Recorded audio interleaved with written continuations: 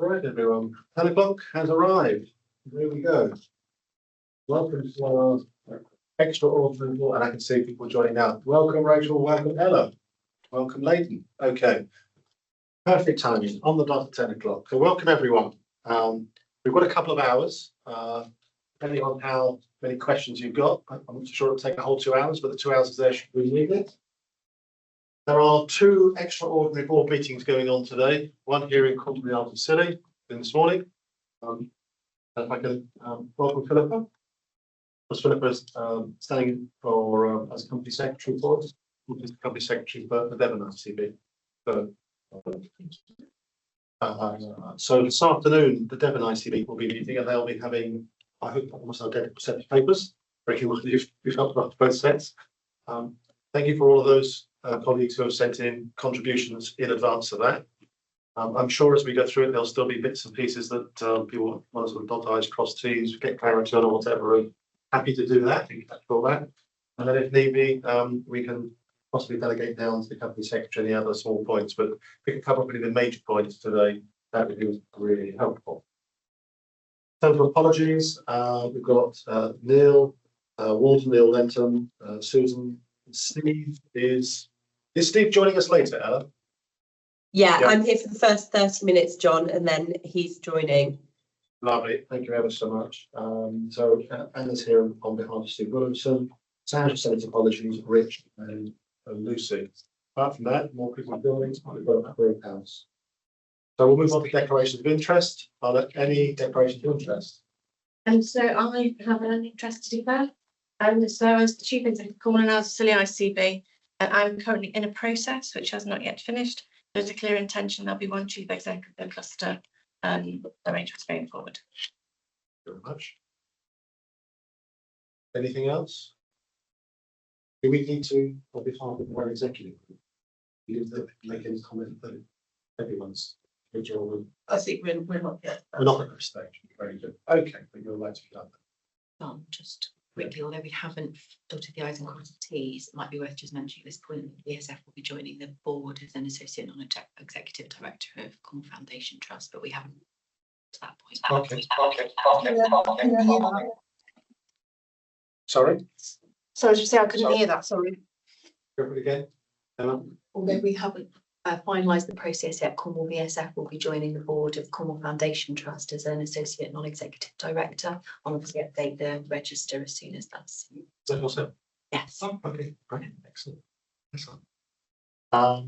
Anything else? To get the screen? No, okay. So we're just going to note the updated declarations, and that's fine. So let's move on to the meat of the conversation. So there's a lot of stuff in here for those of you who feel it's a bit dry, and I apologise for those who get excited by it. Fantastic. Why don't you walk us through it, and we'll pick it at your pace. Thanks, Chair. So I think it's probably best if we go section by section rather than waiting to agree at the end and having to flip that going forward. So the paper sets out the proposed joint governance arrangements that will enable a cluster arrangement for NHS Cornwall and Arthur City Integrated Board and NHS Devon Integrated Care Board. The primary tool that we'll use to enact this will be the implementation of a joint committee arrangement between the two boards.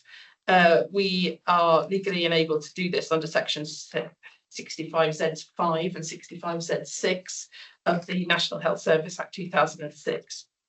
So the first decision that's asked of the board is to agree the terms of reference of this joint committee. The joint committee terms of reference are appended at Annex A. The report, we're proposing that it's known as the South West Peninsula Board. Alongside this is a proposed amendment to the scheme of preservation and delegation to delegate all authority for the board, other than that which should be reserved to it for key governance issues to the joint committee. So I would suggest that the consideration of those two are taken together. So, would you like to see? Is it that paper? Yes. So if we go to the terms of reference for the joint committee are Annex A. Your reports? That one. Yes. So those of you. Just have that. Look at it. First, we get a raw document. We have circulated the documents in draft to board members in advance of the meeting, and we received a number of detailed comments which we've taken account of wherever possible. Excuse me.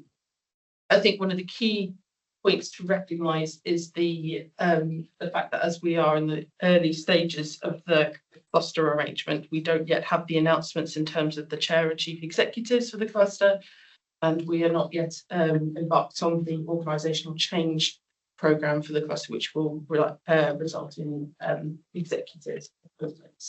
In which case we've had to add in a transitional section to the joint committee terms of reference to enable both executive teams to be part of that committee whilst they exist. Yeah, Rachel's got a hand up. So, Rachel, go for it. Thank you. Yeah, a couple of points of clarification. The South West Peninsula Board is not a formal name. I think that probably needs to be more explicit. So I absolutely accept it's a working title to describe your current arrangement, but you will need in any formal communication to note that it's Cornwall ICB Board. You know this, but I don't know if but Devon ICB Board. But I'd like that noted, please, that ask has been made, because that ask will be made of us as well. So just to note that obviously come April 27, you will decide what you want to be called, but there are naming conventions, etc., that we'll get involved in, but that doesn't need to be now. I think it's fine as a working document. And the other one is I think clarity that the current board, although you note it, contains the existing exec members until such time as consultation has been completed and you decide what your new configuration is going to be. Yeah, thank you very much. Absolutely. So we've already started working up various documents that we'll be using once the cluster arrangement goes live, and they all talk to the fact that the two sovereign bodies continue to exist and that the cluster is NHS Devon and NHS Cornwall and Arts of City working in partnership. This is the name of the joint committee. Below that. Absolutely. So when we come onto the constitution, we can talk a little bit more detail about the executive members of the board and the process for any amendments to those. So as it's a subcommittee, should it be called a committee rather than a board? It's entirely within the gift of the board. Okay. Okay, so we'll take that one away. Any other substantive points that people want to raise? Could I ask a question about how long do you think the transition arrangements are going to go on for? Do we have any indication? So in terms of the cascading order, I'm looking to Rachel to correct me if I you've got more up to date, is that in terms of the chair, we're still hoping to wait, see if that's going to come out this week. We have said in all this documentation that any others won't start until the chair is announced. That shouldn't get in the way of actually formalising a cluster arrangement and the new non-execs and the new committee structures and that kind of thing. So that's a separation. But in terms of the process for the chief executive, that process is still not completed. Margaret? I'm just checking that no more representation from non-executives outside of the ICB according to this list. So Which is not, just yeah, the way it is, that's the way it is. But there's a slide deck. Yeah, so if it's helpful, there was a slide that was circulated as additional. I've been on holiday for Apologies, it came out yesterday and I'm happy to share it again. Yeah. But to confirm that whilst the list in the terms of reference sets out the membership, we anticipate that there will be additional participants alongside that. So if you look at what's called the unwieldy. look at the it's not got an annex on admin control, it's actually additional information came out yesterday. That will actually show the construct of the new cluster board. It will show proposed less than proposed. The statutory partner members will be clear because they're chance of that's written into legislation, but it'll actually show the number of non-execs. It will actually then show the executive group, and of course the executive group has yet to go through a consultation process, so it just shows a grouping of executives, but then it does show which are the formal participants and which are the attendees in that chart. And that is consistent with material that's been brought here on a number of previous occasions. So Tracy's vote. Yes, can I just pick up Nigel's point? So on the screen, people can't see who's speaking because there isn't a camera in here that comes to you when you're speaking. And we need to articulate our voices towards the screen. Okay, sorry, apologies. So let's go, Tracy. Yeah, just one minor point which maybe can be taken offline, but I think we have over the life of the ICB not quite determined what the role of deputies is in relation to the members and provider members in particular. I don't think we've quite clarified. We might go into this arrangement. In deputy chief executives. No, I'm thinking about, for example, Ella's here for Steve. Oh, I'm So sorry. we've not quite clarified what Deputies the to arrangements are, particularly in terms of voting rights and so on. clarity was helpful. Okay, can we capture that? Deputies. Absolutely. Okay, we're going to go Debbie and then Simon. Yeah, so I just need to get clarity about the governance at the present moment in time. So I can see a future state, but, and this is really uncomfortable, so I apologise to my executive director colleagues, but at the present moment, Cornwall and the Isles of Scilly ICB still remains a legal and statutory entity. And therefore, as the chief executive of a partner organisation, I'm going to be looking to the chief executive of Cornwall and Isles of Scilly ICB, the chief finance officer of Cornwall and Isles of Scilly ICB, the chief medical officer, etc., for that day-to-day guidance steer. And so, because I think it's a really important point, because a lot of business gets transacted on a day-to-day basis, particularly around quality, safety and development, that doesn't happen in the boardroom. And I think that it's really important for all of us here to be really clear at the present moment what those governance lines are. Okay, so let me try and be helpful. Because this is really awkward. Yeah, no, I understand that, but this is why it's so valuable getting everyone together to have the sharing, because papers on their own don't explain that as easily as could. So yesterday, part of the reason why I asked for, you can see on the screen, it was the additional information sheet that came out. It actually had the board structure, which is not new news to anyone, so there shouldn't be any surprises there. But the new news really is the second part of that, which is that if you can find that chart. Yeah. It's not Annex C, that's not It's an additional information. Additional information, Yeah, all right. Okay, so what's really important here, everyone, is what we're talking about is until we, as a cluster, only have one accountable officer, we have two accountable officers. Yeah. Very clear. Okay, until we have one executive team, we have two executive teams. Very clear. It's a binary situation. So along here, I can give absolute clarity that from now until it changes, we have that executive group sets of roles in place, and nothing changes from the executive perspective. Correct? Absolutely. I think it's important, as you say, to recognise that the two sovereign organisations continue, and the boards continue as well. Yeah. So the ICB, so this is normally when things merge, but we're not at merger point, two goes into one. Yes. All right. Because this is a cluster, this is an example where two go into three. Okay, so you keep the two integrated care boards, and the executive group will still be part of their own ICB boards. Yeah. That's not changing. So we need, in answer to your question, I'm going to need to chunk it up depending on whether the question is the chair, the chief executive, the executive group, the non-execs and the partners and that kind of thing, because we're in the process of transitioning from just having two integrated care boards to having two integrated care boards and a cluster committee. I'll call it that just to be helpful for this moment.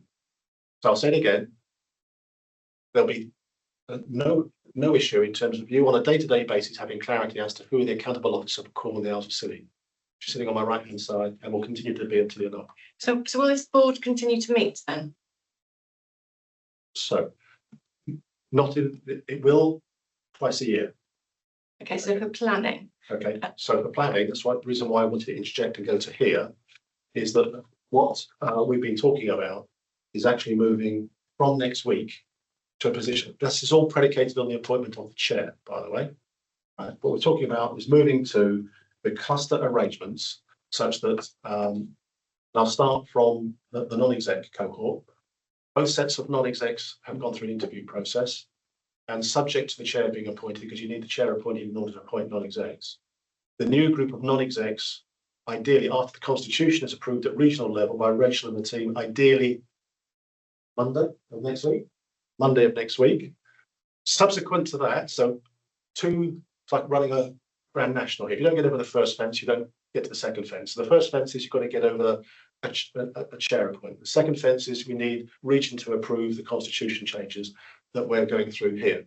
Once that goes through, we get to a position where we're going to move then to having the two integrated care boards meeting infrequently, but moving to a governance structure that actually puts the cluster arrangements in place.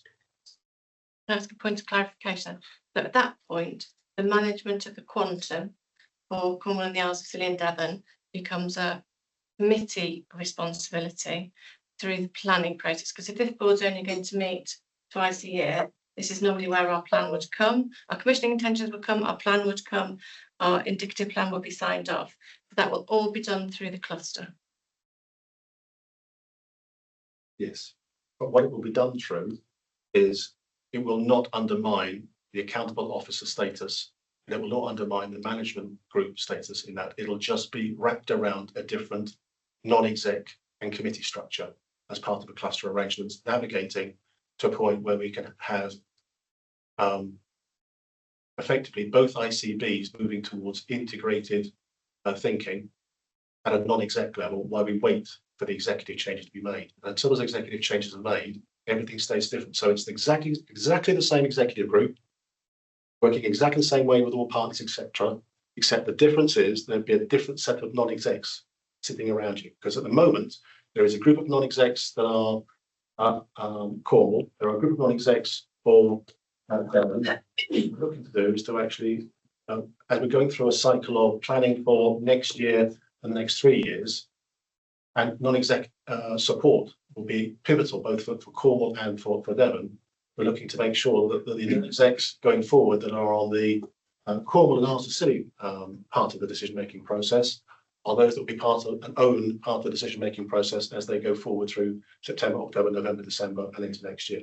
So we need to do some briefing then, don't we, of the new non-execs. So we're in year 4 of our 5-year forward view, and we've got clear strategic objectives outlined, which just happen to be perfectly aligned to the 10-year plan.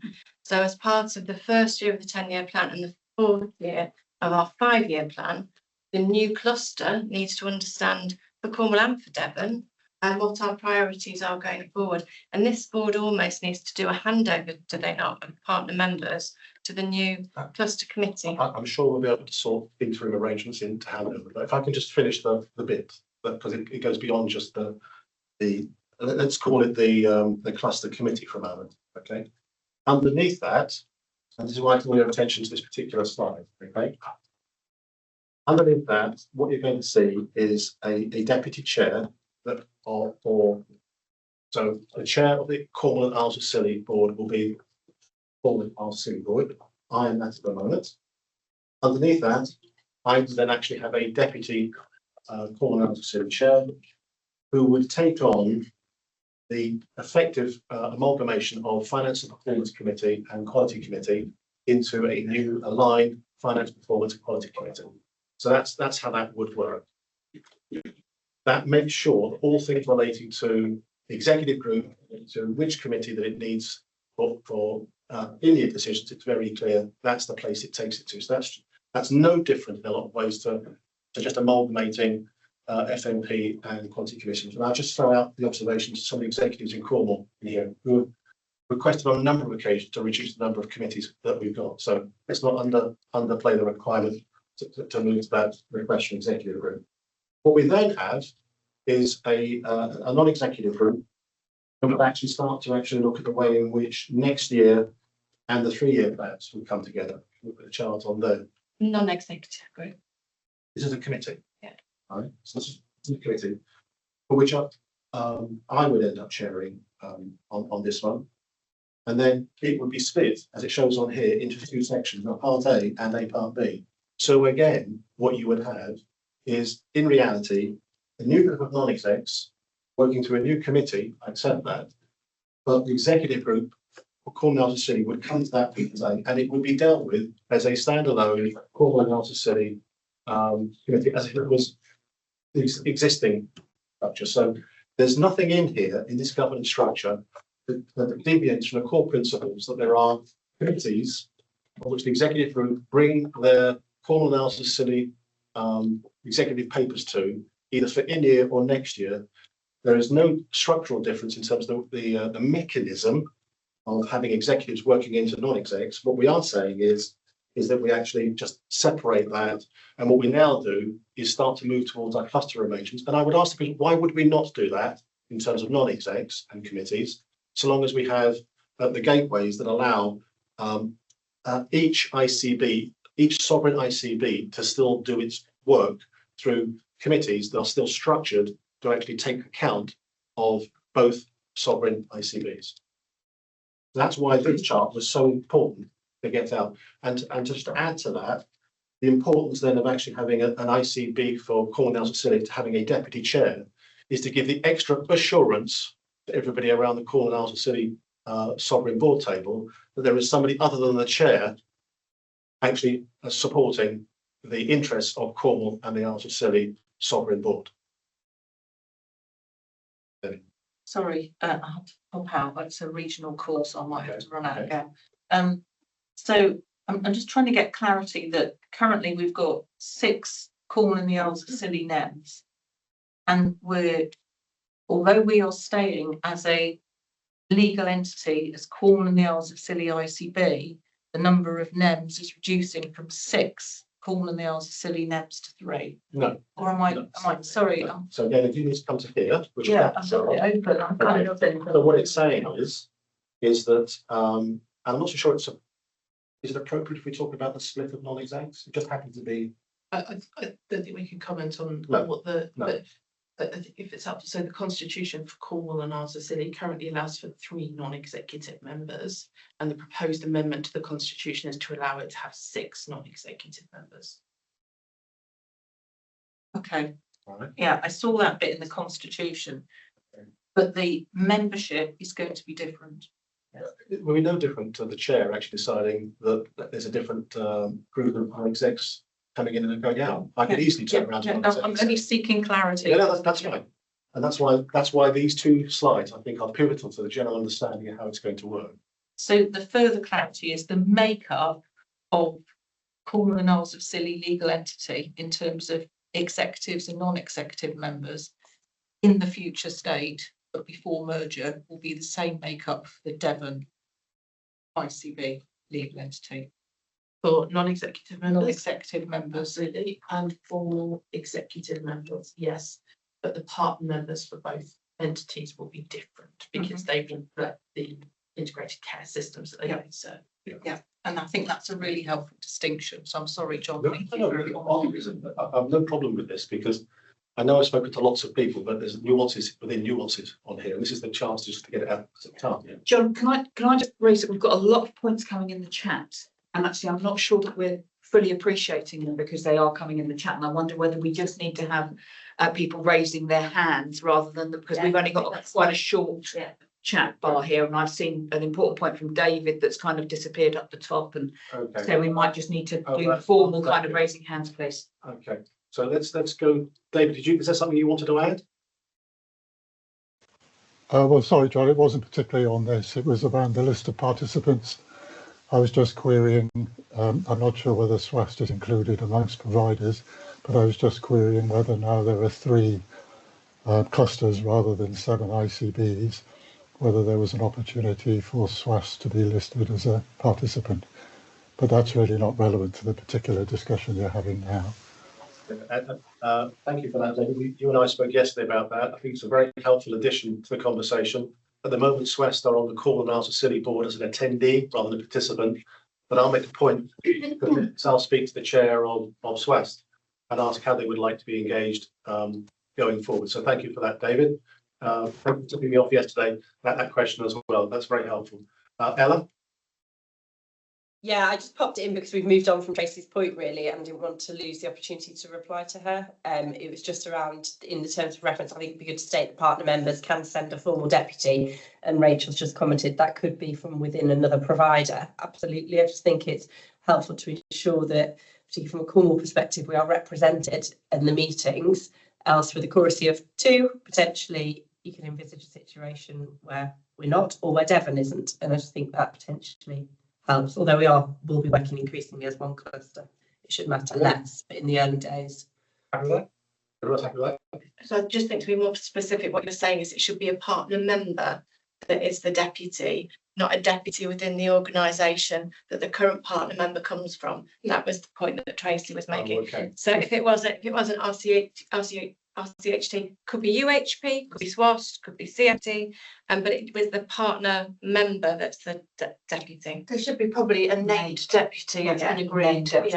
Happy with that? So I think I wouldn't necessarily go as far as a named deputy. We would probably want a list of appropriate deputies, yeah. because I think it would be appropriate for the partner member to make the arrangements to Right. sort out an appropriate Exactly. partner deputy. Very good. Okay, we've done that. Can I just finish the list first? Hang on. Optimal Ella is you again. Yes, I think it would be fine. Yes, lovely. Have I missed anything in the chat? Tom, beforehand, did you do? No. Rachel. John, I Rachel? had my hand up and I think it just reflects the chat. So your point about SWAST, SWAST is a partner member. So again, within that conversation, SWAST could represent your partner member at the board, either as a deputy or as a board member, and should be seen as a provider member. Yeah, quite right too. Thank you for that. After that. David? I'm so sorry. Sorry. No, he's Right. been waiting for. Thank you very much. Yeah, so this relates to exactly when the committee, as described, and the sword in relation to that committee are enacted. So it's being clear about when exactly it is enacted, and the other part of it is technically each of Devon and ourselves have got different scheme of delegation.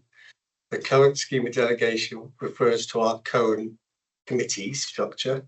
So immediately that we're in a position, we say we're signing off the sword, we have to have had the scheme of delegation set to match the sword. And at exactly the same, this is instantaneously, we need the committees and the terms of reference for the new scheme of delegation set up and clarified at exactly the same time. If there are any gaps, then you've got an issue with governance. So I guess it's just, I'm not sure whether you picked up in any other discussions, but we actually need all that done almost instantaneously to be ready to enact the new committee structure. Is that as you see it? Yes. And is that something that can be done? Yes. Yes. So that can be done in time. Yeah, absolutely. Okay. Do we need to align our sword though through our current boards? Because if there's changes to so if the Devon sword and the Cornwall sword are separate, they're different, which they may well be. Then the current boards would need to agree the changes before it was then enacted through another committee. Yes, that's correct. And I know, for example, Devon's sword actually has got a lot of things in it that we've got in our scheme of delegation. So that clarity is going to be really important. So we operate differently. And when you talk about your scheme of delegation, do you mean your operational scheme of delegation? Just Yes. clarity, yeah. So which committees approve what the expenditure limits are different. So that can be worked through in time before we set them up.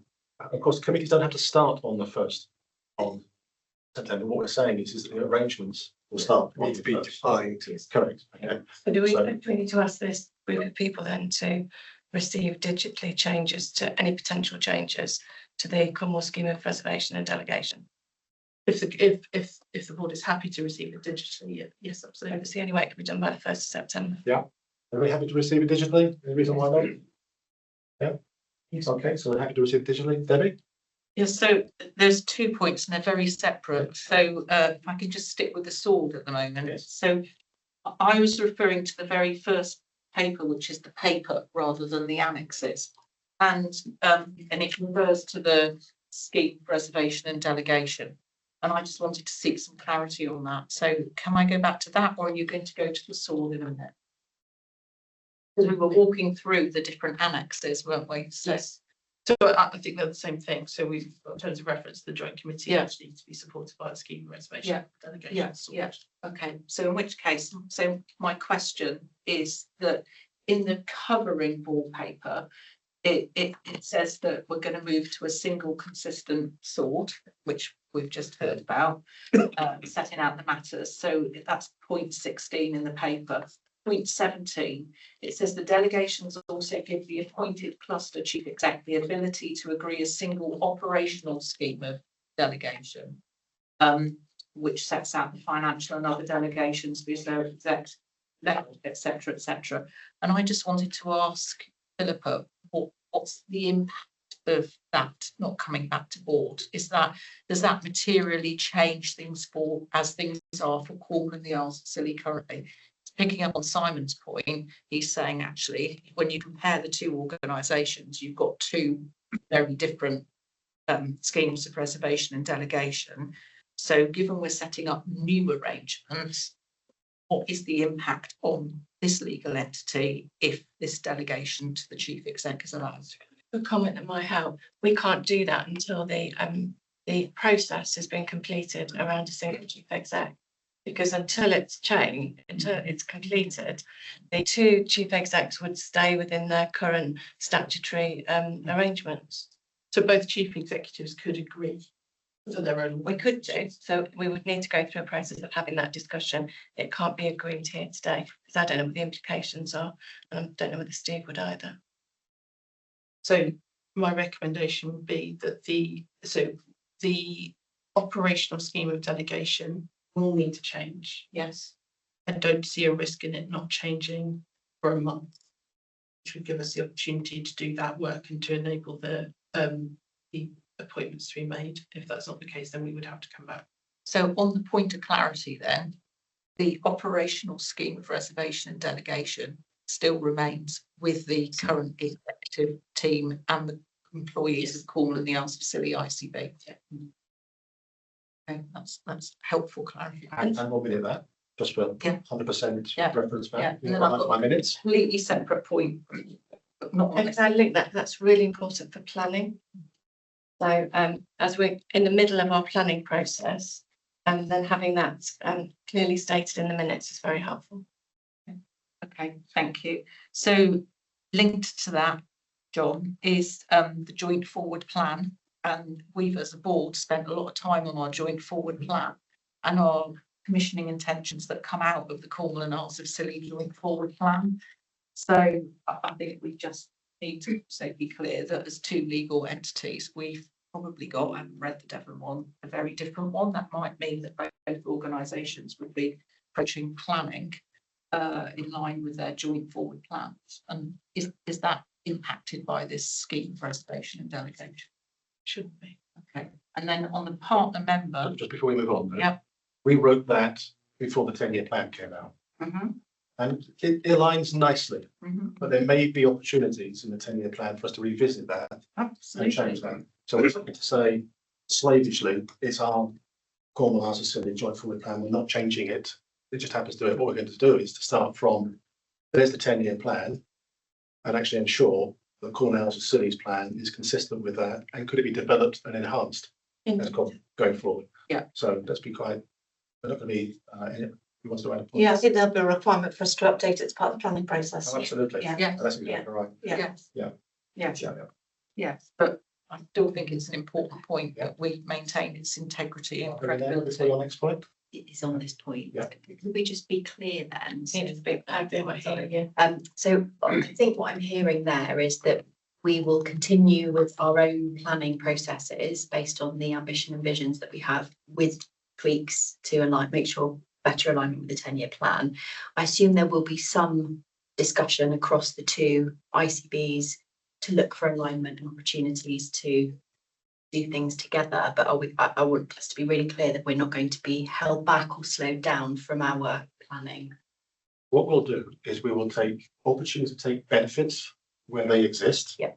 but we will not hold back Cornwall to Silly from doing what it's doing. One of the things that is an advantage to actually having a new group of non-execs in this, as part of the planning cycle, is that we'll be able to then start to look at how all the Outer Scilly's statutory responsibilities match the 10-year plan, and we'll look for opportunities that actually might benefit both. And why would we not want to do that in this? Because this is a cluster arrangement. What we're trying to make sure is that we have still two statutory bodies, which is what was Rachel's point. I know we talked about it in terms of branding earlier on, but the substantive point is this is 2 into 3.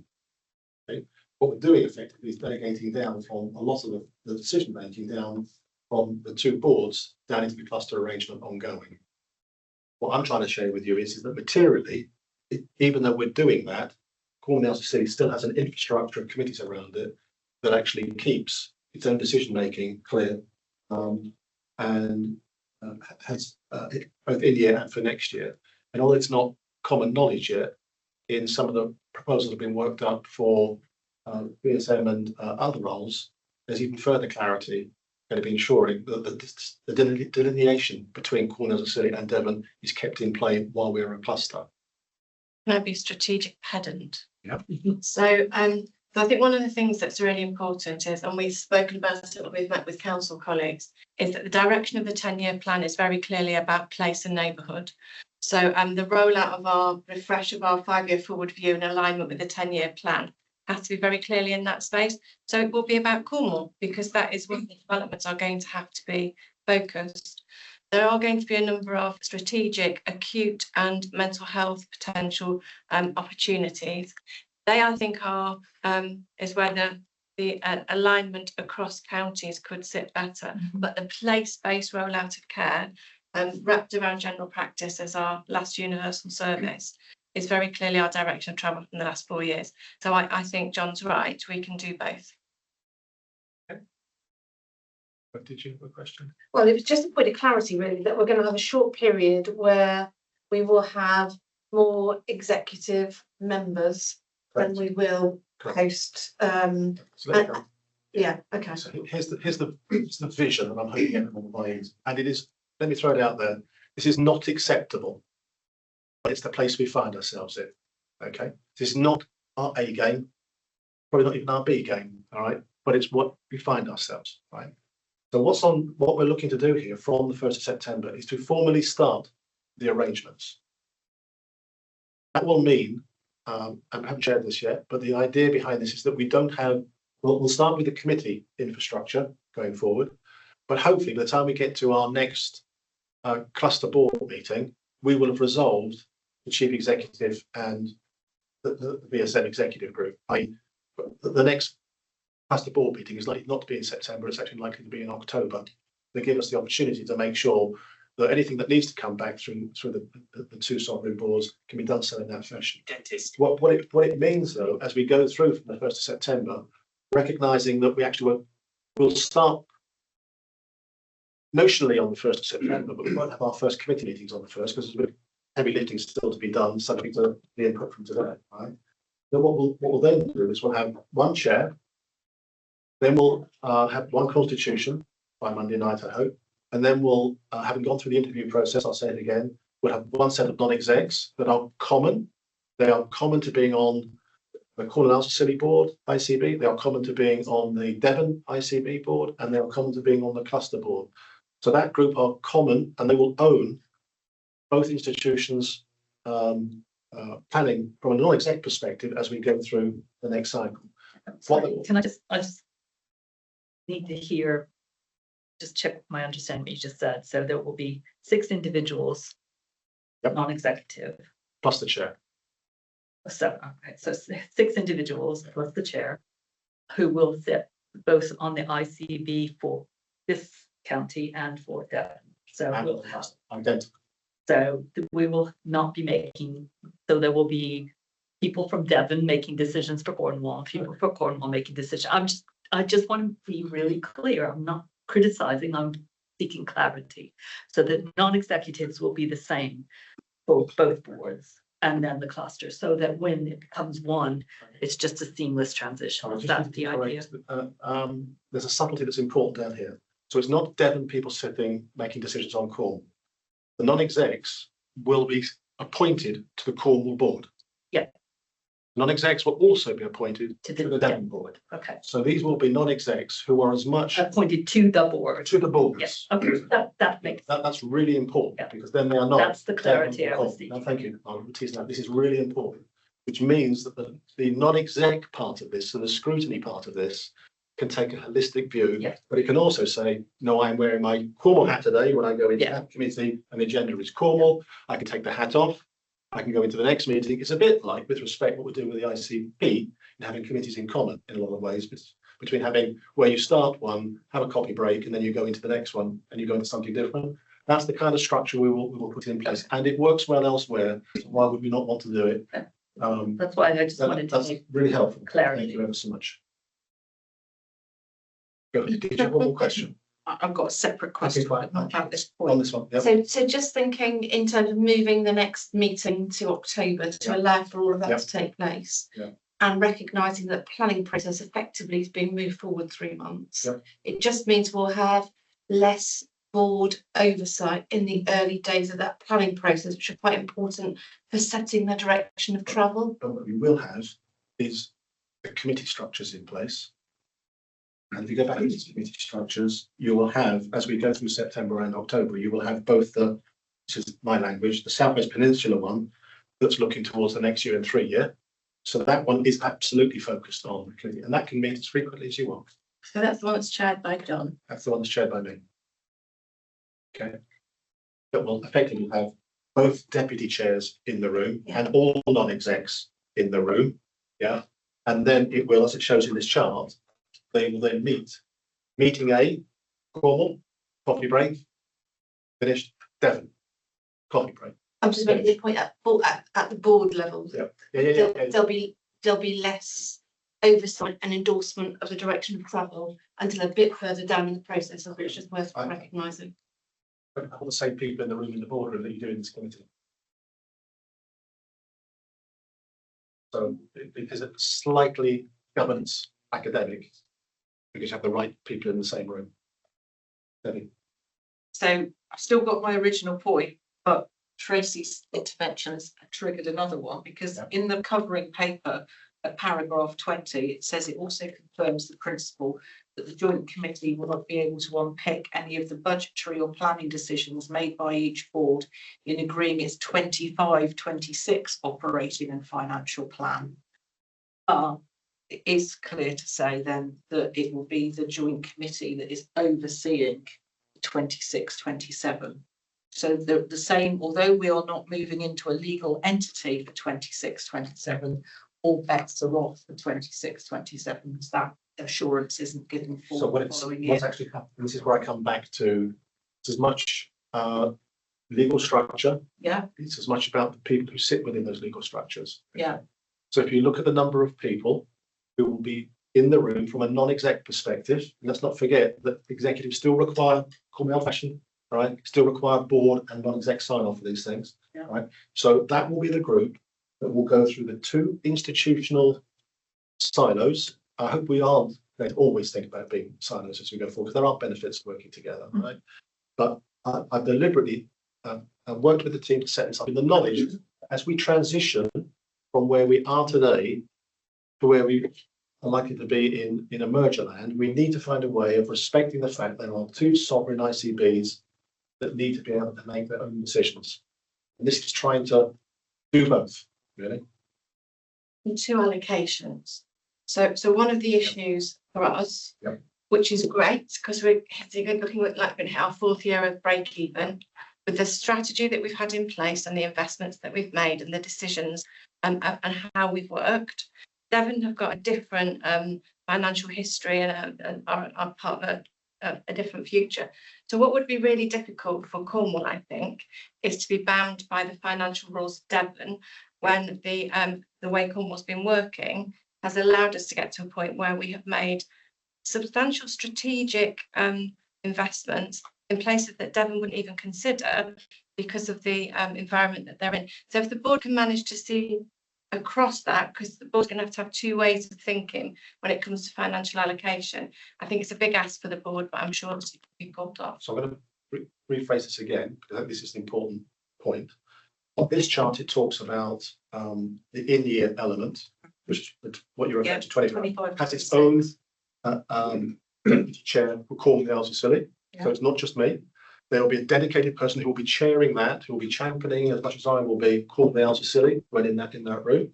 Yeah, but I will be looking to Kate and to Simon here, because I don't want to cross the executive line, because there is some assurance being written into the executive work that will go out to consultation, that would actually ensure that there is a delineation in terms of finance teams, or at some point in the financial, that would actually say the allocations, you'd still have somebody saying, I am still finance, Cornwall and Arthur Silly.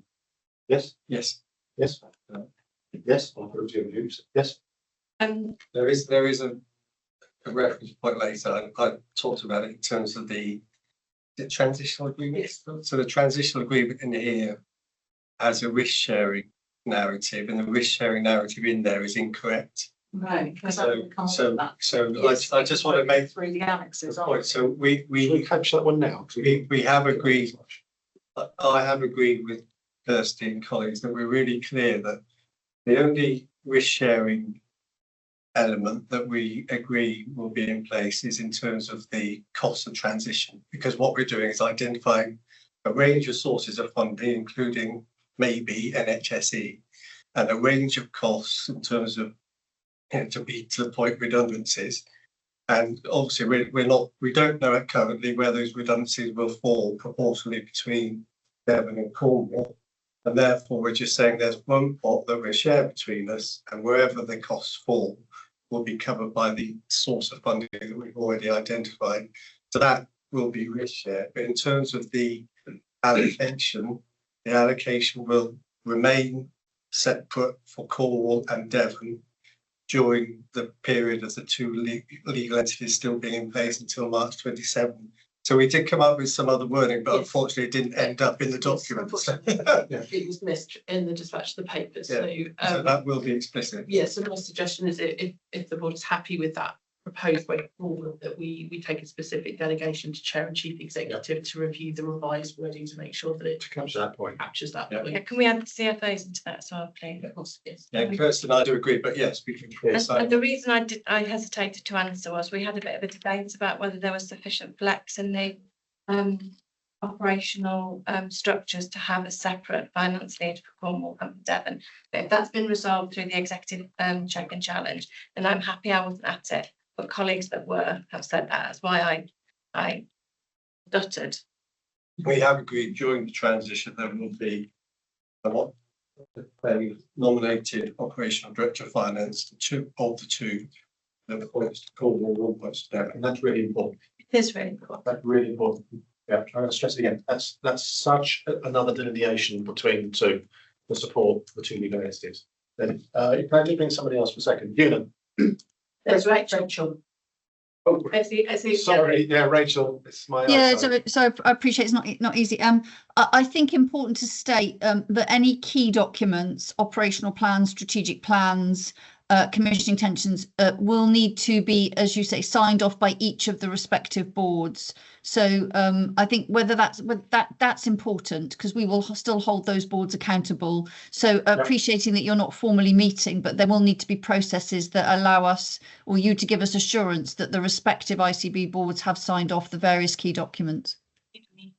Can I ask? So yes, so the anticipated, so we said we would look to hold board meetings twice a year. We've got to work out when that would be. We would want to align it to key assurance processes, thinking annual reporting, annual accounts, obviously operational plan, and it is possible that we may need more than 2 meetings a year. We've envisaged the possibility of ad hoc meetings as well, when the individual boards would need to meet to have a separate discussion. Yeah. You've got I'm sorry. Alan. Ali, I can't see your hand up. Yeah, sorry, it's just gone down, John. I think I might have made a noise in the background. Okay. This is all a bit confusing for me, if I'm being really honest. It sounds like it's really messy, so I've got massive respect for all of you in the room trying to actually dig through this and work with this on a day-to-day basis. And I know the landscape keeps changing. The point about the budget, just to feed in that is a really big issue with the politicians in Cornwall. You know, I can't tell you how many times a week people look to me for some assurance around the budget being kept separate for Cornwall and the Isles of Scilly versus Devon. So that's really good that's still really strong. And I don't want to go off on a tangent, John, but I just want us to be thinking about what our partnership governance looks like as well while we're talking about how this all changes and moves around. And I assume until we merge with Devon that it will be Cornwall executives or Cornwall non-executives that will be attending like our committee in common and things like that. Or am I getting ahead of myself? No. I think it's slightly ahead of yourself in terms of an executive conversation because we've got to go through a consultation. That's right. On that bit, all right.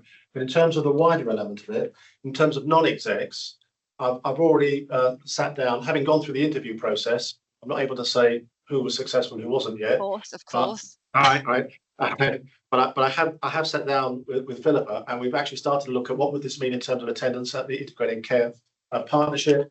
Brilliant. But I'll give you an example. The fact that we've actually appointed a deputy chair for Cornwall, the Isles of Scilly, I think is a huge hint in terms of non-exec support that will be coming to every integrated care partnership along with myself as chair, assuming it's myself as chair as we go. Yeah. So we are thinking it through, but there are elements to this because, for example, Debbie's been very kind to support some of the discussions relating to the Isles of Scilly, Council for the Isles of Scilly, Health and Wellbeing Board, because that will need slightly different requirements. Yeah, of course. Yeah, Again, and I agree there with is your something email there on about that, having, we have to have an ICB representation on health and wellbeing boards, but that's an executive level, and we haven't worked out the executive level yet. So some of this, Ali, can be decided.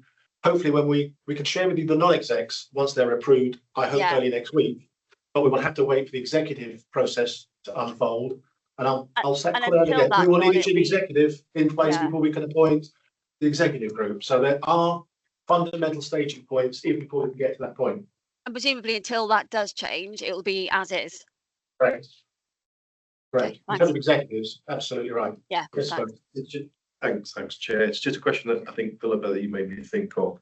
What you're saying is, on the ICB, Cornwall Isles of Scilly ICB may need still, as it were, formally to agree things. Now that has a current membership, thinking executives, in order to be quorate. But obviously there'll be a transition period at which those executives may, because of cost of change, may not be actually present. It goes back to Debbie's point around right now. She has those people day to day. But can we articulate how we maintain choracy when some of those executive posts will no longer be present as we move to the new cluster? So can we take that into two halves? Yeah. Until we get to that point, Yeah. there is the clarity of the accountable office for Cornwall, the Isles of Scilly, and the executive office. They will be going to the requisite committees. So in fact, the question you're asking isn't at that phase. The question you're asking is the bit afterwards. Yeah. So do we need to deal with that now, or can we wait till we get there? So I think you're also asking about this board. Yeah. So if this board's going to meet until we merge, and it'll meet on an ad hoc basis at times of the year that's important, how would it be quorate with fewer number of execs but the same number of members? Because it's this board. Why would we have less execs? So because when we move to a single executive, there will all of the execs come to the Cornwall board, and all of the execs will go to the Devon board. So this is an issue that I was going to come on to in constitution part of the paper. So happy to cover it now if it's helpful. Yeah. So you'll see that there was a proposal in the changes to the constitution to remove the chief people officer from this board. That was a bit trigger happy. I apologise for that, because the proposal is not to change the executive membership of this board until we have been through any consultation and sought the appropriate executive membership through that consultation, at which point we would have to go to NHS England to seek approval of any proposed amendment to the constitution to amend the executive membership of this board. And just to be fair, I reached out to the chief people officer to apologise. Yes. This morning. So that's really. Okay, Tanya, you want to No, go? no, that's fine. I think it's been covered by Okay, the good. fact we're in a transition. Yeah. So coming back to my question about the unpicking then. So at the moment, it's referenced in the paper and it does refer to 25, 26. But putting a provider hat on at the moment, and I don't know if Steve has arrived yet, but I can speak as a provider. Certainly in some of the contracts that I'm aware of, and I will declare an interest because what some of them are between CFT and the ICB. There are service development improvement plans with timelines on them for contractual development and memorandums of understanding. So does that mean that those could be unpicked for 26, 27?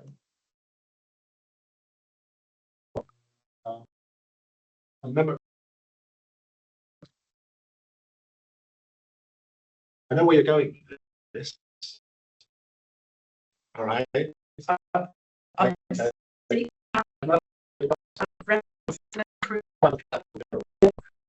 understanding, and I've been assured that it is nothing more than an intention to go forward. Therefore, it will be the new non-execs who are on the board, executive play, that will be part of that committee, which is 3 year next year and 3 year planning cycle, that will be part of group that will then hopefully endorse all of that. So you know my personal position on this. Yeah. So we've made decisions that you're saying can be unpicked. What I'm saying is those are your decisions. This board has not made those decisions. Okay. So that's interesting. Okay. So we probably do need to take this offline. Okay. So let's come back to the substantive point. I've which is mentioned about service development improvement Correct. plans, Correct. deliberately not to take us down yesterday's rabbit holes, Yeah, because so they what also I'd go apply. with is, if you want to go back over all these board minutes and say what has been decided, I'm very happy to get the company secretary to go back all of those and say whatever we've carried forward as a decision in this board, that's what we will carry forward into those committee meetings. Yeah, but my principle is higher than that, John. Right. I'm not talking about specifics that you and I have communicated on separate. I'm talking about if we have got, I will use a completely different example, but Simon will know that we've got service development improvement plans enshrined in our contract for pieces of work that are happening during the course of this year to improve the specifications for a range of community service, for example. So my question is, could that, and I'm asking in this principle, could that be unpicked? And that's nothing to do with the matter with So correspondence. as we go through planning round, Yeah. through mutual consent or notice, anything can be unpicked. Yeah. That said, where we've decided very specific things like out of area placements for adult mental health. Enshrined in that is the money that's involved in making that change happen. So off the top of my head, £1 million for assertive outreach. That's part of the day-to-day operating discussion between commissioner and provider. Some of that is enshrined in board decisions. Some of it's in the quantum and how we spend the quantum, because we don't take everything back through the board for a minute. So I think we are in our planning process where we'll start picking out key areas that we are going to invest in, disinvest in. Our commissioning intentions will set the framework for that, and they'll be shared very shortly. But for all of us, we have to go back to the 10-year plan, because that is what we're putting commissioning intentions against. Yeah. Okay, so that's highly unlikely because we've been using our 5-year plan that is sort of the 10-year plan. And then I've got a clarification on the risk sharing. Can I just bring in Tan first? Yeah. Okay, so look, these are difficult conversations and change is difficult. I suppose what I'm asking everybody to do is to have some confidence that our alignment with the 10-year plan is strong. And so the intentions within that are not going to get watered down. And I know that that's difficult, and I appreciate that we need to underpin the processes alongside. I know that for people personally it's difficult because there's movement and change. But I also would urge us to have some confidence in the direction of travel that we've been going, the impact that that has had, the achievements that we've made as a board together with those behaviours. I can't see that the successes of those are going to be lost as we go forward, despite some of the challenges we know are there. This is not something that has been of our making. We have to go in this way. So let's embrace it and see what the art of the possible is, as well as being cautious about some of the issues that will arise. I think there are enough safeguards coming through that keep raising the concern so that we are all aware of them, is what I would ask people to do. I think for narrative background, what people may be concerned about is things like Live Well disappeared through structural change. In Hampshire and the Isle of Wight, the work we're doing now around INT disappeared through organisational churn. So I think what people are worried about in Cornwall is we've had a very, very clear articulation of a place-based delivery model. And I think there's a concern it's going to get sucked into an acute facing opportunities, yes, but also sorting out acute landscape. And for this board, that's quite a difficult tension to hold because we want the benefits of one and we want the benefits of the other. I just think that's what's driving people's anxiety. I get.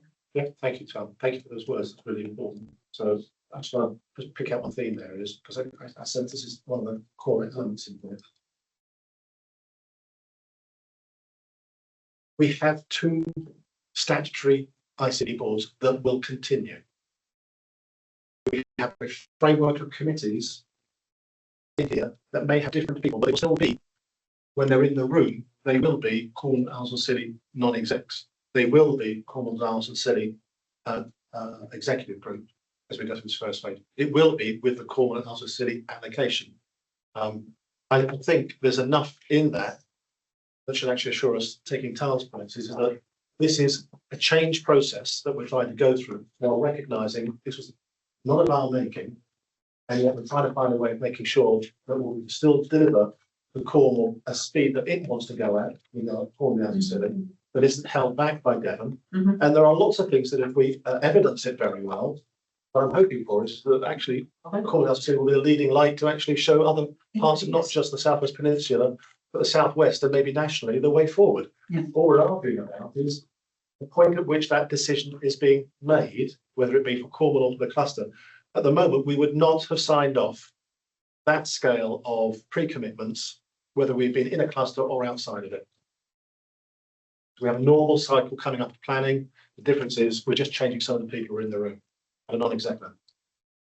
Okay, other questions? Yeah, so the risk share. So I heard Philippa say, so I'm being a pedant today, John, I'm sorry, but I do invested so much in this board that I really want to make sure that, and I will be partisan, that the future of Cornwall and the Isles of Scilly is preserved. So apologies for being a pedant, but in the transitional agreement, which is sections 7.1 and 7.2 of that, there is reference to this risk sharing agreement, which separately we've corresponded on, and I can see some changes, but I too share concerns that that current wording is actually more open than loose than it was previously, and it isn't specific to only relating to the transitional arrangements. Yeah, so that isn't the agreed narrative. The incorrect narrative went into the paper. Okay, well, I thought I heard that the wording was going to be agreed outside of this meeting, whereas I wonder whether it's such an important point that we hear the revised wording. Have you got it? So, not precisely. So the revised wording.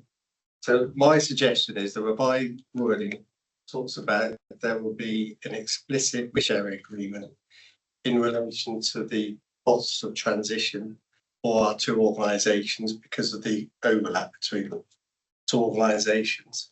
There would be no other formal risk sharing across the 2 clusters. And that's a known number. Yeah. So it's not open-ended. Are you happy with that? Yes. You do it digitally, John, just so that you. I'm more than comfortable. I mean, this is so important. Yeah.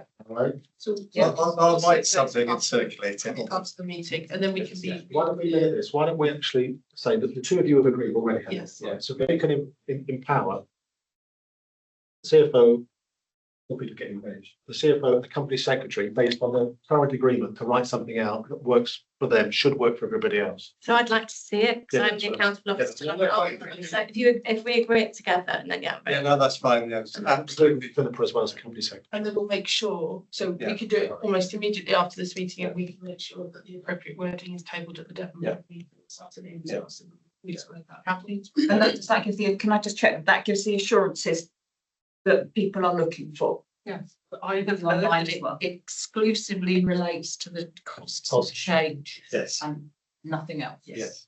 Apology, it's working at pace. No, I'm pleased I am not being personally critical of That's why anyone. we're here. That's why we're here. And then I want to come back on the partner member deputies, but this is the right point. Yeah, go for it. That's why we're here. So I know I'm going white back, but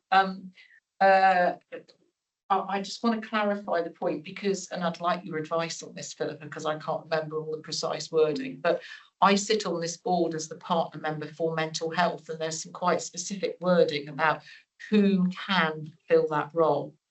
And so if at the present moment, I nominate a deputy from within our organisation because we know that we can fulfil that mental health partner role. If this goes to any other provider, then how would that work? So I actually would just like a bit of clarity on that, and if. Yes, so the board has two NHS partner members. Yeah. One of whom has responsibility for mental health. Yes. And that's the role that you fulfill. So I think the comments made in terms of the other partner member in terms of deputies and bringing different people from different organisations absolutely apply. I think absolutely for the mental health trust partner member, we need to make sure that whoever comes into the meeting is able to bring that mental health perspective and fulfill that. So I think that, but that doesn't necessarily mean it has to be from within your organisation. If there was another appropriate NHS provider who was able to share that, but there probably isn't. So there probably isn't. There isn't in common, but what's in a cluster then? Yeah. It would have to be on call. Yeah. Yeah, Okay. this is one. Yeah. Slight antibodies about defining it, because if you think about how it's worked well, I have to say with Amy's represented view in that space, it's worked well. Yeah. So I would be keen to try with you to try and find a set of words. That's why I'm seeking clarity from the company secretary. Fine, so It's we'll not capture that I that. wish to exclude others, but I think it could be a loss. That's what we will do then. You right? Brilliant. Ali, let's go for it. Yeah, thanks. Just on Debbie's point as well, same for me really. I put it in the chat box, but I'm not sure if everybody can see the chat box. But I represent Cornwall and the Isles of Scilly Council, and Union is my named deputy at the moment. And I would prefer it to stay that way because Union can actually represent both the Isles of Scilly and Cornwall Council as well. So I'm not sure how that was going to work, if it was going to be more flexible than that. That will be okay. won't it? That's okay as well, Ali. Okay, great. Thank you. We will minute that as well, please, just so we capture all these, so we don't forget. We need to roll the snowball until we get to the right answer. Yeah, okay. Chat box, good challenge. Oh, welcome, Steve. Welcome. What else is out there? Rachel, helpful discussion highlights the need to work through future operating model. Agreed. Future operating model is at the heart of whatever we're going to do. We can't preempt the exec structure. Absolutely, we can't. So we're going to say, but okay, I think I've captured all those points. We're on item 1, everyone. Right.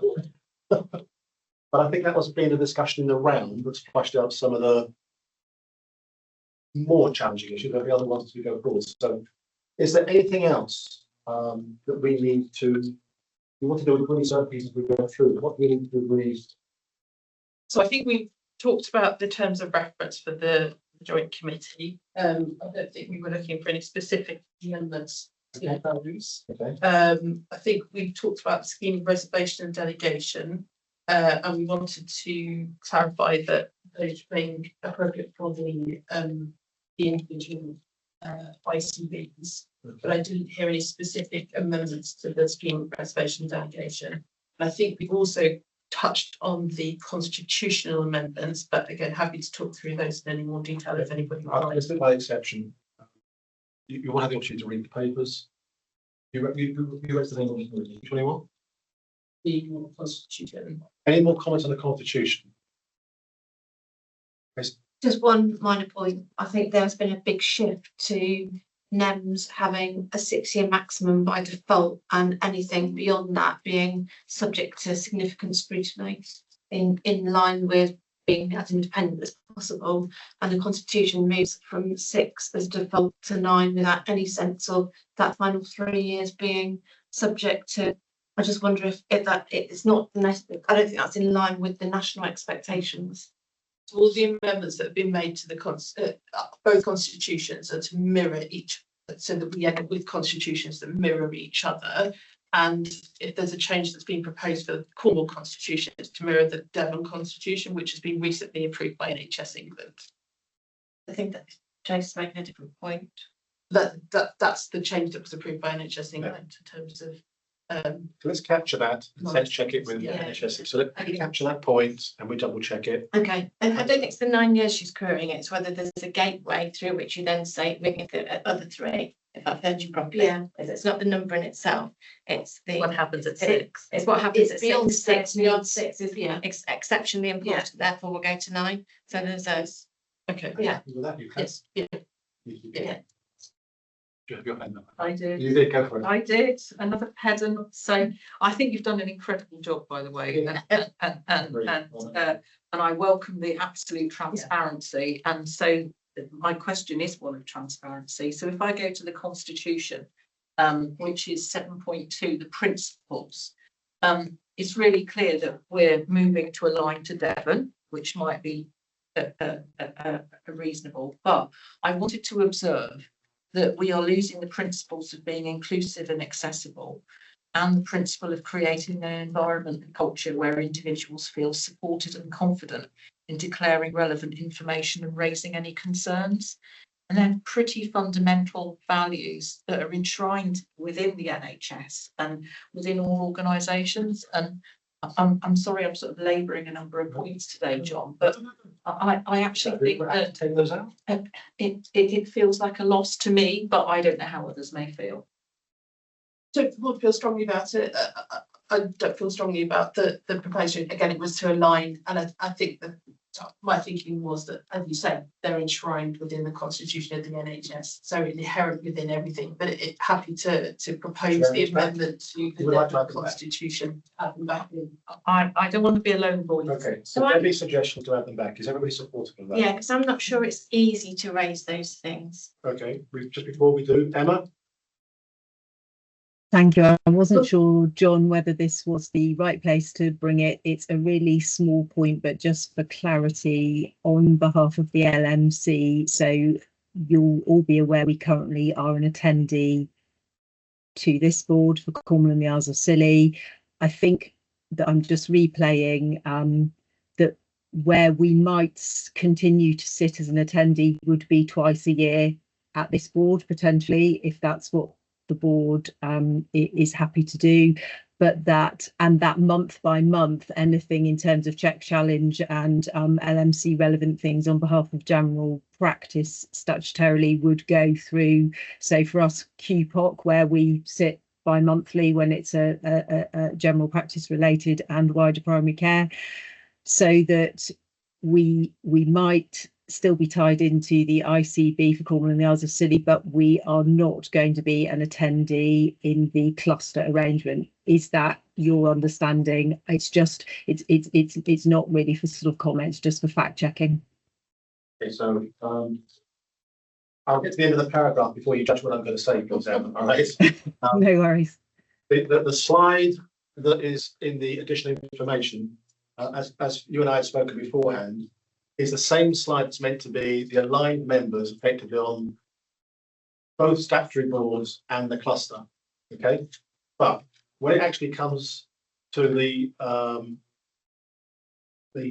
2 events of the year, let's put it that way, as the chair, I'm more than happy if what you wanted to do is have a conversation with me and become an attendee on those. But as an attendee, it's within the gift of the chair to do anyway, Emma. So let's have a conversation. If it's really pertinent and you really want to make that, I have no problem with that. Okay, Rachel? Probably in the same vein, in that clearly depending on the performance and the capability assessments and all of the oversight framework, NHSE reserves the right to attend your board meetings collectively. Obviously, as an attendee, we don't participate, and obviously in agreement with yourself and the chief executives. So you'll be delighted to see, if you've got it in front of you, Rachel, the slide. Yeah. At the very bottom in the blue Your box, addition. attendees, it says South West Region NHSE. I just didn't Thank you. name them. Thank you very Okay. much. Yeah, lovely. Okay. Question that might help Emma.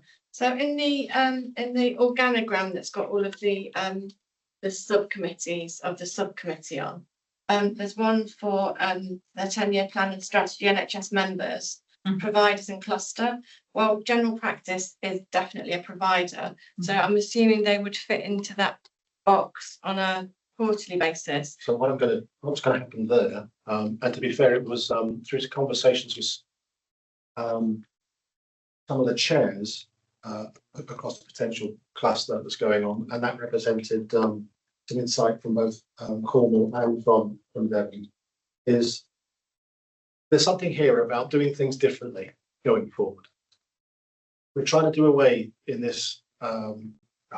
We might not have it now, but to make sure that it doesn't come across in the future as a sort of a commissioner-provider or a parent-child relationship. What this 10-year plan idea is about is actually trying to get a coalition of primarily chairs and chief executives, but it could be wider than that, to be agreed, to actually get that group together on a quarterly basis that says, describe what this means for Devon in the future. Describe what this means for Cornwall and Scilly in the future, and actually try and actually get some of the bigger institutions to actually come together to actually understand what this actually means in terms of things like channel shift and commitments for that, and what that means over the 10-year plan. So the process I hope to go through on the box is what's called advisory, because it's not part of our formal constitutional committees, is to go through a discussion piece once the chair is announced, but it's still not possible formally to reach out for the chair to reach out to others at the moment.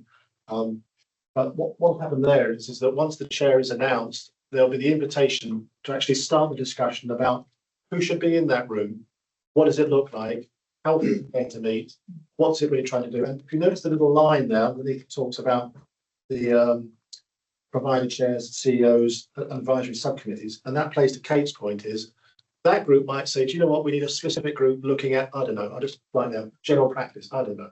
Right. Whatever that group want to come up with is trying to say, let's collectively co-design something that actually works for us, without saying, here it is from the ICB providers, please take it on board. So this is a huge piece of work yet to be done. Kate and I have talked about maybe getting some of this facilitated as we go through that journey, because Ali, some of this actually might start to spin into what's the relationship with the councils on here. So this, although it's badged here as providers in cluster ICB, cluster ICB it was trying, Ali, just so you know, to try and capture all partners in this as to how we look to pull this together. So this effectively is going to set the commissioning strategy for the two counties. It's not setting anything to an advisory body. Okay. So I think what would be helpful is to know. So my apologies to acute mental health colleagues around the table. Just as an example, we are talking about having services provided in communities at less than tariff, 60 to 70%. So I don't know whether this group would be supportive of a split in tariff to move services out, but from a board perspective, it absolutely would be the direction of travel. So I think how it's set up is so important. So at the moment, I'll stress it again. There is no terms of reference for this. It's been a discussion with a few colleagues, which is why it's called advisory. And the idea behind that is to be able to sit down with that group and say, how do we wish to feed in? Because that's why the arrow at the bottom is it feeds in. But it is not part of our formal decision-making process. It is to do with actually just trying to get coalition of the willing to try to get in a room and say, can we agree and input on some of the things that we may or may not have missed? Okay, Emma? Thank you. That's all really helpful. So just, I suppose, in my small corner to think about the statutory functions that I have, or when I say LMC, obviously, that therefore the way I will be assuring the people who I need to assure that that work is being done and there's oversight is through actually as we move forward. So some of the things that, as you quite rightly say, John, are not yet determined, so we which we may be involved with and we would be very happy to be, but I think significantly it will be through the GP collaborative chair role on the cluster that we will make sure that we have a check and challenge in our sovereign way as part of our GP collaborative board. I'm assuming that's correct, in which case that 100%. makes sense. Okay, It does. that's fine. 100%. So in fact, I'm going to draw everyone's attention again to the structure chart, because you've made the point more eloquently than I did, is that there'll be 2 GP collaborative chairs probably sitting as participants as opposed to attendees, which actually binds them slightly more into the decision-making process. And Emma, that's exactly one of the ways, not the exclusive way, but one of the ways which I would expect the LMC to actually feed into. But it's multifaceted, as you well know. But for me, it's another example as to where if place-based activity, general practice and primary care is writ large in everything that we've been doing, writing both of those in, and by having also, for example, Smitesh, who's the primary care partner member for Cornwall, and I think is it Frank for Devon, also in the room. This starts to bring increasingly primary care and general practice a lot more into the room, more formally than we've actually had before. But I'm hoping that everyone sees that as a real strength to the way we go forward in terms of place and community-based activity. Okay, you had another question, right? So we're going to capture that point. We're going to capture what you asked earlier on. Yeah, so I'm making the point about 7.2. That's So my proposal is that we retain the wording and we propose to the Devon board that the Devon board adopts that additional wording. Very good. Thank you so much. Which is meeting this afternoon. Thank you, John. Pleasure. Okay. Please, what's next? I think it questions whether there's any more comments or queries on the transition agreement, because we've obviously. Anything else on the transition agreement, everyone? No? No. Lovely. So on page 95, well, no, that's not page 90, it's section 2.6. It says, look to shift resource towards early intervention and prevention and facilitate transformational changes and efficiencies. And then at 2.8, it refers to the aims and objectives of the 10-year plan and the shift of resource, but it doesn't mention neighbourhood health. Whereas in the 10-year plan, neighbourhoods are mentioned. And I wondered if we could. Thank you, Chair. Pleasure. So I think 2.8 to refer to. That would be fantastic. That's an important strategic point. Very good. Thank you. That would be relieved to know, Chair. Very good. You've enabled me to work through all my points. I'm sure I can invite you to say some more before we finish though. Don't shut down. It's.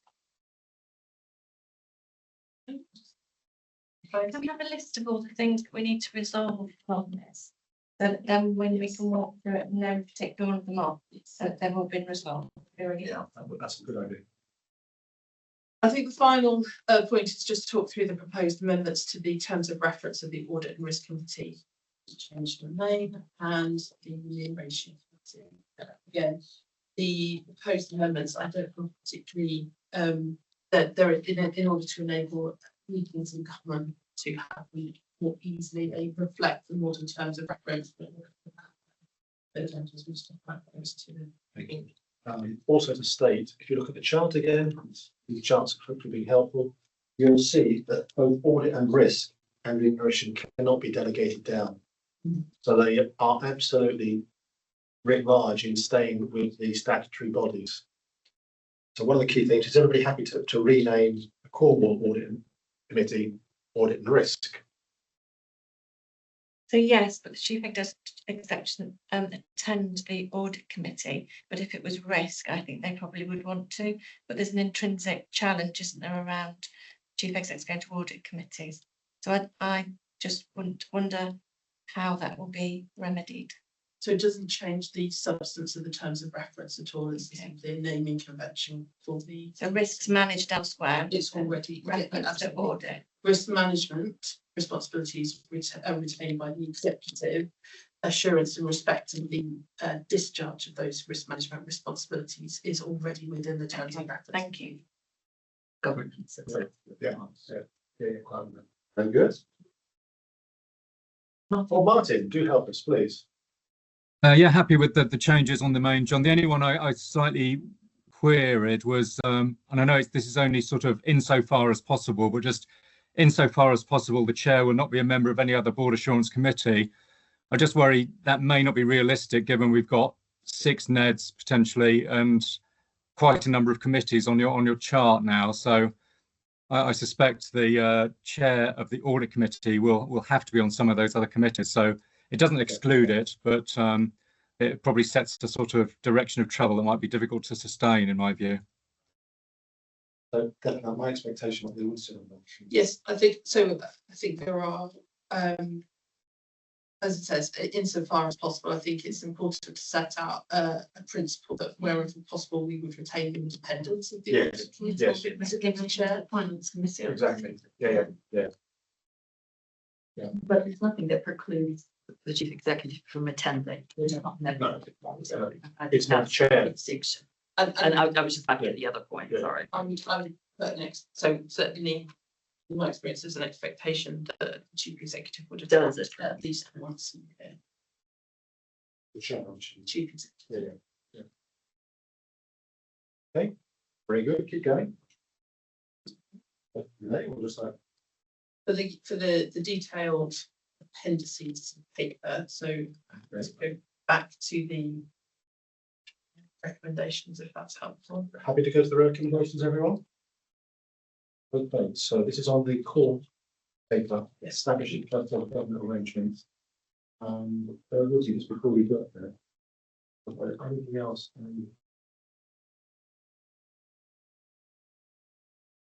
You want to just touch on the transition steering group for a second? Yes. So all integrated care boards are required to establish a transition committee. Where we have established what we're calling a transition steering group. We, again, because we're in this extra transition period at the moment where we have duplicate chairs, chief executives and executive teams. We are proposing a short-term approach to the transitional steering group whereby we set such terms of reference for essentially until the end of the calendar year, at which point we will review them again, looking at a more detailed and different approach to the transitional committee. The committee terms of reference will include the non-executive membership through the chair once appointed, and a non-executive member once With appointed. the chair of the people committee. And we would see that meeting probably weekly to begin with, but then more frequent, less frequently as we go forward. And this would then transition into the group that would oversee the arrangements for the merger. Yeah. Have you shared that with Rachel? It's part of the papers for the meeting. Yeah, in the pack. Yes. Okay. Have you seen those, Rachel, in the pack? Oh, Rachel, your hand. Yeah, I have been through the papers. I suppose I just so we had I think again with the complexity of clustering gets sometimes just want to be clear that it asks for a transition committee, which suggests that the transition committee has as a visibility of the committee. You're establishing a steering group. I think that's different. So just that you're happy that the steering group is clear about where it feeds into in terms of the board's visibility of transition. I think that's just the question. It's something we could pick up outside the meeting, but I think I'm just noting that the ask was for a transition committee and others clusters are talking about a slightly different transition committee than you're establishing. Okay. So I think we're setting up a very clear expectation that the committee does feed through into the cluster joint committee. So there is visibility of the work there. And as I said, I think that it's being set up in a very specific way at this point in time, but I envisage that it will change as we go through a little bit more stability in the transition. So can we be clear what that means? So John will chair it to start off with. As John's the chair of the board, his steering group will be reporting to the board that he also chairs. Yeah. So I'm presuming that the finessing of the language is once the chief exec's been appointed, the chief exec will chair the transition committee. Otherwise it looks Exactly. odd. Yes, So I indeed. think That was my. we just need to be clear. To be fair. Yeah, it's been that's a- really an helpful. Open discussion, and you're right. That's exactly the reason. Yeah. And I've got enough to share, to be honest with you, without sharing something else. So I'm delighted to share the pain around a bit. But it But- also undermines it, doesn't No, it? no, So- no, yeah, I can't do it. So that's why we said we would review it at Christmas, kind of thing. Okay. But what it also, I keep coming back to this chart. It is on the chart of committees on the left-hand side. The irony is, Rachel, we have got so many committees, we actually chose to call it something different than a committee. I'm happy to rename it, transition committee, that's the easy thing, but it's shown there as a dotted line into the board at the moment, as a way of. Yeah, I suppose, John, and maybe we can, I think it's being called transition committee formally because I think you need more than a dotted line, and we would expect very senior oversight of the transition. But I appreciate you've established your cluster committee, which probably is doing some of that anyway. So it might just need it. I think it's the clarity about where decisions are made. I think that's the kind of theme for today, isn't it? So that's fine. We can work through that with you. And just so everyone's clear, and Rachel, you hit the nail on the head there, because I realised when I spoke to the other two cluster chairs, designates, or whatever they're called, I got their terms of reference to the transition committee, and it was almost identical as to our Southwest Peninsula committee that we're trying to set up there. Exactly. All right. So this is a subset of that, trying to do it on a weekly basis. Yeah. It's almost like the working group of it, as opposed to that. So That's yeah. So that's we've got this. They don't have that. So absolutely that's right. one of the differences. Okay. Everybody got the recommendations? Yes. You lead. We will follow. Let's take us through the recommendations. The board is asked to approve. So. Board is asked to approve the terms of reference for the Southwest Peninsula Board, I need to say, for implementation of the cluster champion. Everybody happy with that? Yeah. Okay, that's approved. Second one, please. The proposed amendments to the current ICB constitution for submission to NHS England for approval, and I think it's worth flagging there are a number of amendments that have been identified in the meeting over and above those which are identified in the papers, mostly in relation to the principles of the board and executive membership of the board as well. Okay, everybody happy with that? Subject to that? You can just say in the formalities of this, we're subject to. Yes. Whatever. So the next one, please. The disestablishment of the existing board assurance committees from the 1st of September and the establishment of the new assurance groups for the cluster. Those were the ones that were set out in the diagram that was set. What's that? Yes. It may not be relevant to this, and so which case I'll park it, but we set up the SIC, which was sort of. Yeah, it's all gone now. It is completely gone now. Yeah. It has been formally closed down. No, but as part of the shutdown of all the other This will, committees. that's what I'm Yeah, saying, so that'll we- shut we that capture that down. as well. Yeah. I'll tell you what that is later on. Yeah. I'm sure I'll share it. Thank you. No, thank you. These are the bits of the everyone. Yes. Yeah, just a question. So if we're disestablishing our existing arrangements from the 1st of September and the new arrangements are dependent on having certain decisions having been made, we could have a period where we haven't got any committees that can meet. Sorry. So we had to have done that. That's So the only pivot point is the appointment of the chair. Then everything else complies. Okay. But it would be very difficult to discharge full functionality if it's for an extended period of time. So because when I look at this structure, some of the decisions I'll use me as an example, I start feeling fettered by some of the decisions of how I've previous worked, how this will work. So I think the transition arrangement needs to be for as short as possible period. And I know that's in everybody's minds, but I think it does need to be said. It'll make it very unwieldy. Thank you. Okay. Yeah, that's fine. So let's go back to read out the disestablishment. Are you ready now? Everybody happy with that now? Yes. So let's go on to the next one. The revised single scheme reservation and delegation. And I think we need to probably note at this point that that remains, that the existing operational scheme of delegations remain until the new arrangements? Are in place, which we're going to digitally circulate. Is it just the operational ones, or is it looking at how the board functions as well? Because I think Sam was, because one leads from the other, doesn't it? Yes, so the new sword has to relate directly to the Yeah. two schemes. So it's the board sword, not just the operational delegation that needs to be reviewed. Capturing that. Yeah. Happy with that? Yeah, everybody, okay. On section 2.3, it says the board should meet annually. I think we've said twice a year, haven't we? Just in the I minor think again. if we say minimum twice a year. Yeah, yeah.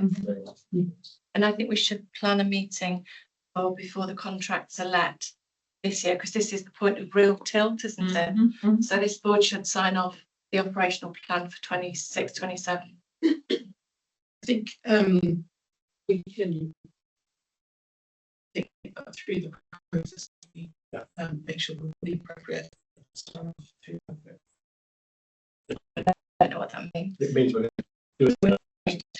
So I think it would be for the board to determine whether or not.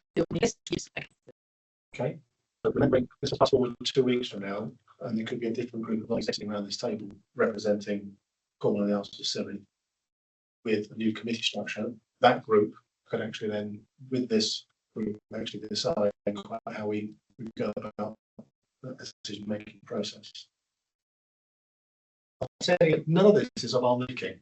No, I'm just trying to actually make this you don't know both know. But so the answer to the question is no, because when the new executives arrive with a new voting, with a there will be so this board will be informed around what's happening, but the business will be done to do the organogram that we've got in front of us. I think we need to be really clear for our board, because I think we said something slightly different around meeting twice a year, once around the operational plan and once around the AGM, and that is just. So I think we're saying that the board reserves the right to decide whether or not it feels that it needs to have an additional meeting. So the majority of the business would be conducted through there. But if the board members felt that it needed consideration by the board, How would we settle that? we can confirm with Yeah, because there needs to be a process of communication, doesn't there? which will be needed for a number of different issues.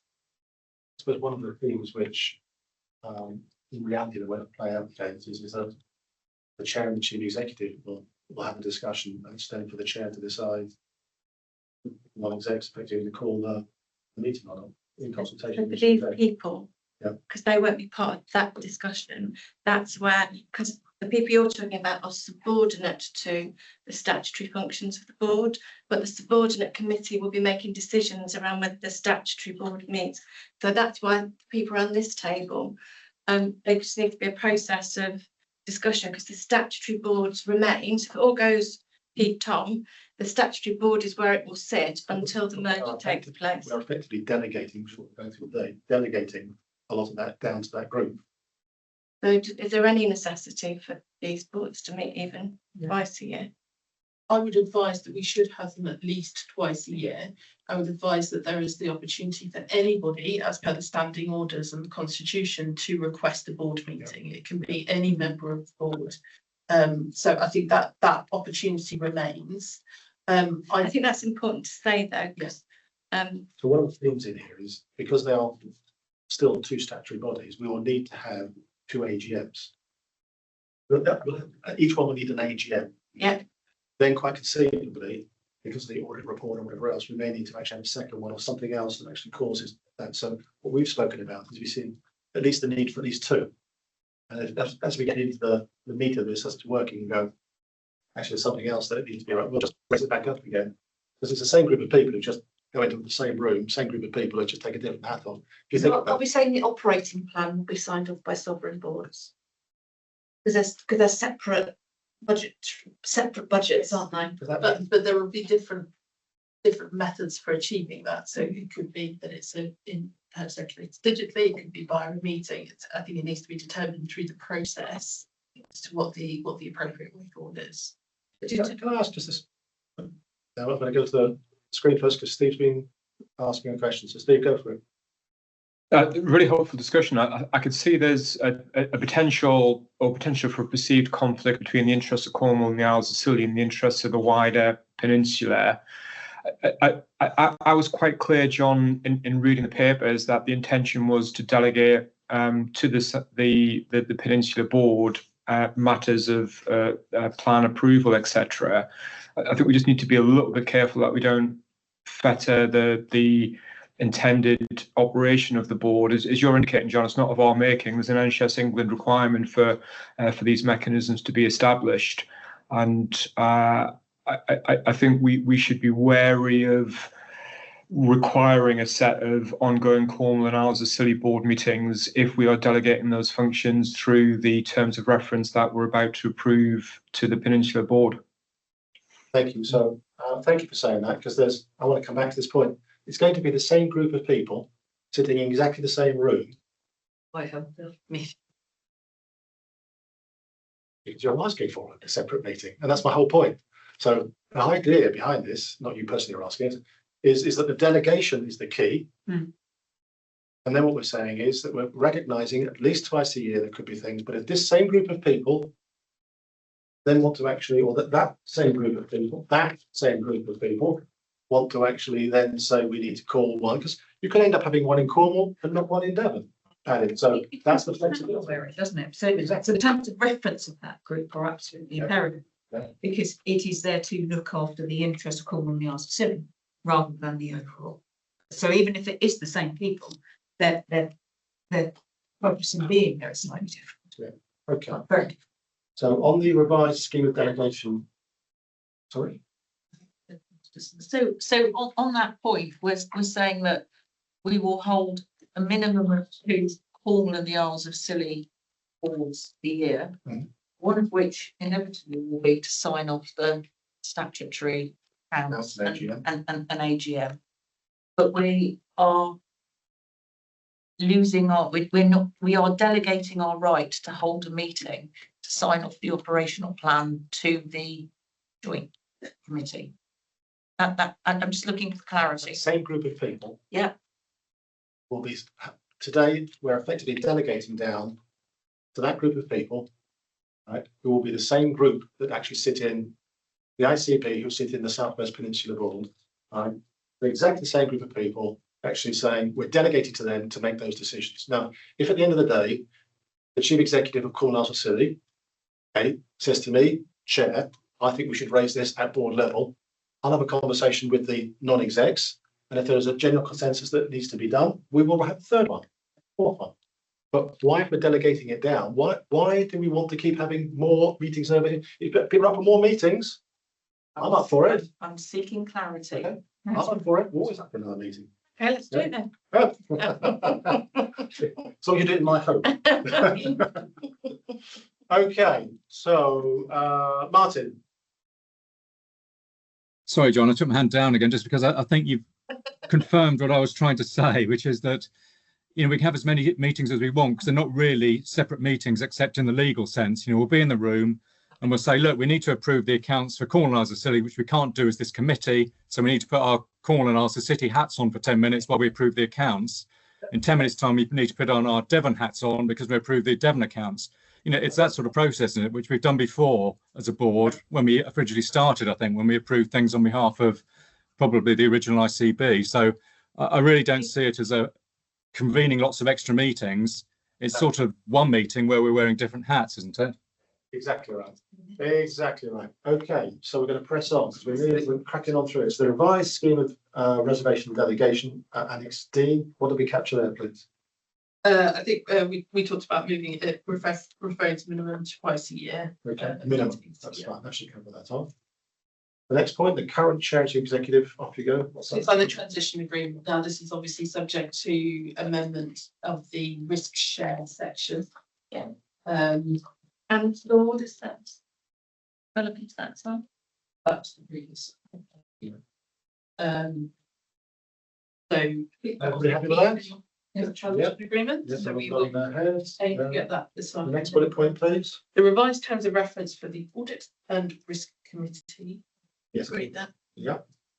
Thank The you. revised terms of reference for the remuneration committee. Everybody happy with that? Yeah, fine. And then finally, a catch-all delegation to the cluster chair once appointed, authority to approve any modifications to these arrangements that are aligned with the direction of travel identified on paper and supported by NHS England South West Regional Team. As we're moving at pace, there are issues that we very well may. That's more likely to be frank, Rachel, you phoning me up and actually sort of saying, I've got to change. It's not going to likely to be me actually phoning you up, to be fair. So this is just a catch-all delegation down to if there's going to be changes as a result of things that we don't know about yet that come down from NHS National down to you, down to us. This just is giving you and me the opportunity to make any minor alterations, as long as it's in the direction of travel that's been agreed here. Do we say non-significant? Because you've just said minor, haven't you? Well, I think mine is important. I think significant matters you'd probably want to call together Yeah, a board discussion, yeah, and potentially any yeah. even minor should be ratified subsequently by the board. Yeah, absolutely. Absolutely. Captain, very happy with all of that. That makes me too. Thank you so much. Always happy with that. Thank you. And then the final recommendations to make in terms of reference for the transition steering. Thank you. I have one other, which is because this was a late addition. Then we just. Sorry, that was captured by. You feel that's captured? Yes. The review session with the assuring.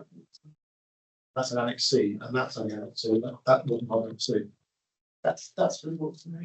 Okay, so the board's captured that as a board to note. Okay. Is there anything else that you would like from the audience? I'll just say before we finish then, thank you for dealing with that. This has to be one of the most difficult topics I've certainly had to try and cover off in my career, actually, based on the fact that nobody really wants this, and we're going to try and find a way of making it work. It actually affects an awful lot of people at a human level, which we seem to forget. And there's one level if it was done speedily. I just think I have to record, Rachel, I think it's disappointing how long this is taking. I think we just ought to say that because it does have an impact on our ability to make collective decisions to actually pay for being ready for £19 next year. I think it impacts on a lot of our staff who are unsure, our regulars for winter, those for planning, and least of all, our most senior executives as well, who are affected, who are doing this day in, day out, and our partners and providers, of course, who have implications on them as a result of all of this. So can I just reach out and say thank you for all your forbearance on this, and thank you for dealing with that meeting in such a professional manner. We finish it there? Lovely. Thank you very much, everyone. Thank you. Take care. Thank you.